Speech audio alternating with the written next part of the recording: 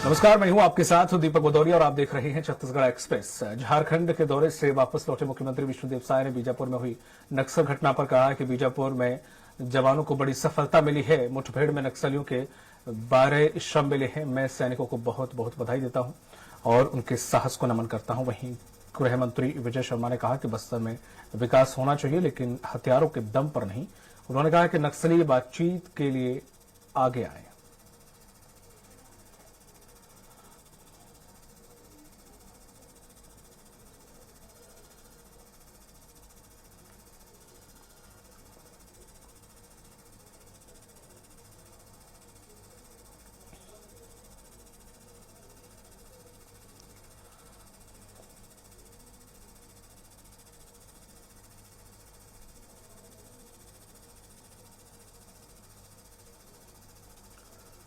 मुठभेड़ में 12 नक्सली हुए हैं ढेर। बीजापुर के पिपड़िया इलाके में सुरक्षा बलों ने चलाया ऑपरेशन।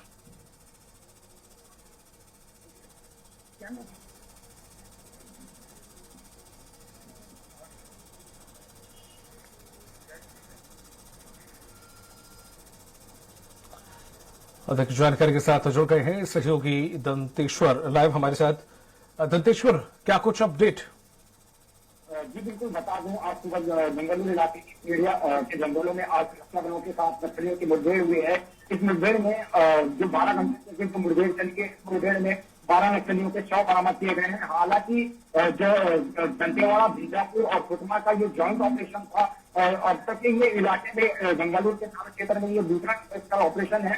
कल देर जो है यहाँ से एंटी नक्सल ऑपरेशन की सुरक्षा बल के जवान जो है वो उस इलाके में निकले हुए थे, जहाँ से 100 से 150 के नक्सलियों की उपस्थिति सूचना के आधार पर एक बड़ा नक्सल ऑपरेशन चलाया गया था, जिसमें 12 नक्सलियों के शव बरामद किए गए, जिसमें आधुनिक हथियार भी है, जिसमें 12 बोर और सेंट्री मेड राइफल, साथ ही विस्फोटक, माओवादी वर्दी साहित्य और साथ ही जो है एक डीजल लॉन्चर की बरामद किया गया है। हालांकि 2 जवान जो है यहाँ पे घायल भी बताए जा रहे हैं, जो डीआरजी और एक एसटीएफ का जवान है, जिन्हें रेस्क्यू करके एयरलिफ्ट करके वहां से बेहतर उपचार के लिए वहां से मेडिकल कॉलेज रेफर किया गया है। हालांकि जो बड़ा ऑपरेशन है यहाँ पर, क्योंकि आज करीब 12 घंटे तक चली मुठभेड़ में करीब 12 बजे तक जो है वो 2 नक्सलियों के शव बरामद की खबर थी। उसके बाद रुक रुक कर अलग अलग इलाके में मुठभेड़ हुई है। उस मुठभेड़ के बाद जो है करीब 4 बजे तक 8 नक्सलियों के शव बरामद की खबर थी। उसके बाद 6:30 बजे तक जो है पूरी आधिकारिक पुष्टि के साथ 12 नक्सलियों के शव बरामद करने की खबर निकल कर बाहर आई है। जी बिल्कुल, हमारे साथ बने रहिएगा।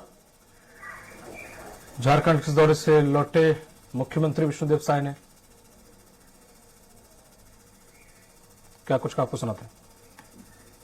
बीजापुर में गंगालूर एरिया में पीड़िया थाना क्षेत्र के अंतर्गत एक नक्सली मुठभेड़ में हमारे सैनिकों को भारी सफलता मिली है। अभी वैसे मुठभेड़ समाप्त हो गया है।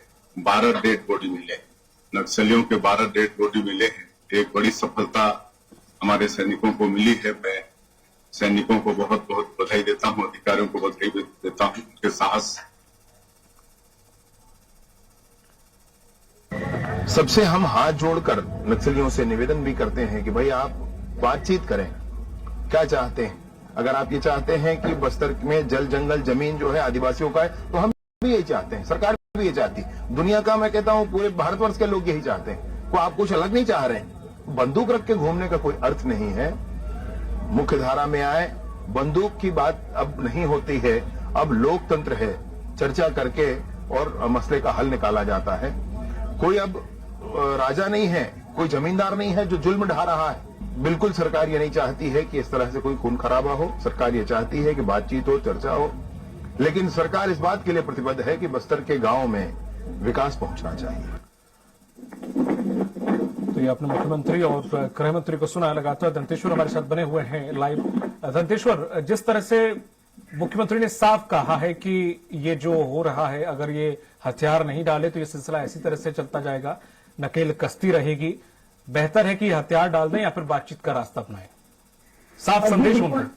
जी बिल्कुल, ये बता दूं कि जो लगातार जो है पिछले 4 महीने से बस्तर के इलाकों में एंटी नक्सल ऑपरेशन जारी है। और ऐसे में बस्तर की बात करें तो कांकेर, नारायणपुर, सुकमा, दंतेवाड़ा और बीजापुर में अलग अलग मुठभेड़ में जो है अब तक जो है 180 गिरफ्तारियां हो चुकी है। 150 माओवादियों ने सरेंडर किया और एक करीब 3 माओवादी मारे गए हैं, जिसमें कई इनामी माओवादी भी है, जिसमें 50 लाख से अधिक जो इनामी माओवादी उन्हें ढेर करने में जवानों सुरक्षा बल के जवानों को सफलता मिली है।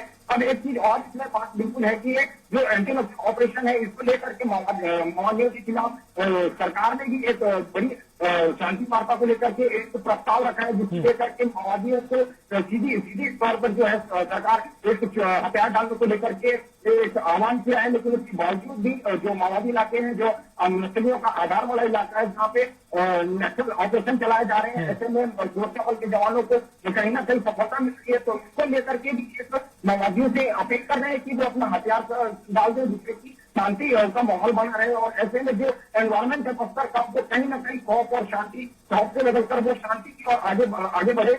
तो इसमें एक चीज ये है कि जो सुरक्षा बल के जवान है वो लगातार एंटी नक्सल ऑपरेशन में निकले, DRG, STF, cobra, CRPF, Bastar battalion, जो तमाम कंपोनेंट सुरक्षा बल के जवान है वो एंटी नक्सल ऑपरेशन से निकल रहे हैं और माओवादियों को मुंह तोड़ जवाब दे रहे हैं। जी बिल्कुल, लेकिन दंतेश्वर, जिस तरह से लगातार ये एंटी नक्सल ऑपरेशन चलाया जा रहा है, क्या वाकई अंदर खाने से कुछ खबर है कि नक्सलियों में घबराहट है इस ऑपरेशन को लेकर? क्योंकि सरकारें आई और गई, लेकिन हाँ, अभी जिस तरह से रूप देखने को मिल रहा है शायद सरकार को, वाकई काबिल तारीफ भी है और साफ संदेश भी है कि इस तरह से काम नहीं चलेगा।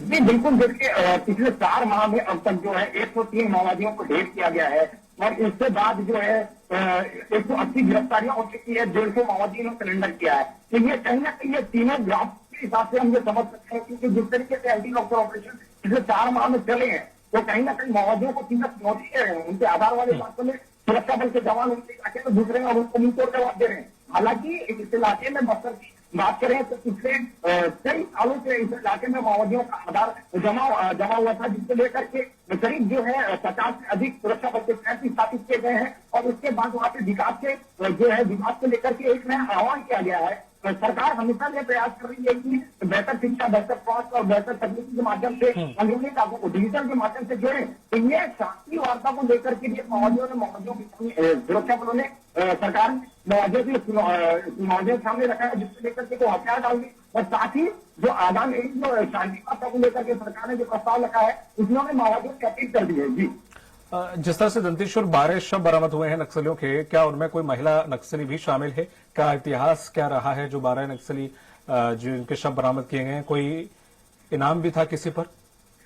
जी डीवीएम और पापा और जो 25 लाख के जो खूंखार माओवादी है उनकी बैठक की इस इलाके में सूचना मिली थी पीड़िया के इलाके में। और कल एक बड़ा ऑपरेशन गंगालूर के पीड़िया इलाके में, गंगालूर के पीड़िया इलाके में बड़ा ऑपरेशन है। उसके बाद 30 मार्च और 1 अप्रैल को जो है डीआरजी, एसटीएफ, कोबरा, सीआरपीएफ के साथ एक और मुठभेड़ हुआ था इसी इलाके में गंगालूर थाना क्षेत्र में। ये दूसरा मुठभेड़ है। उसके पहले जो है 30 मार्च के मुठभेड़ उसमें 13 माओवादियों के शव बरामद किए गए थे।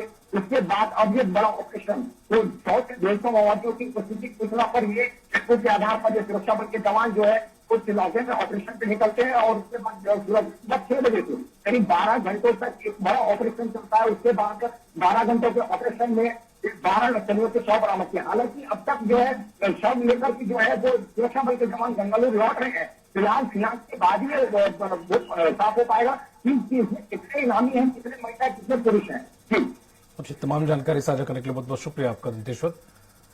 तो जिस तरह से मुठभेड़ में 12 नक्सली मारे गए हैं, इस पर सीएम ने सभी जवानों को बधाई दी है और एक संदेश दिया है कि बातचीत करनी है तो सामने आए, अन्यथा इस प्रकार की कार्रवाई लगातार जारी रहेगी। तो करते हैं खबरों की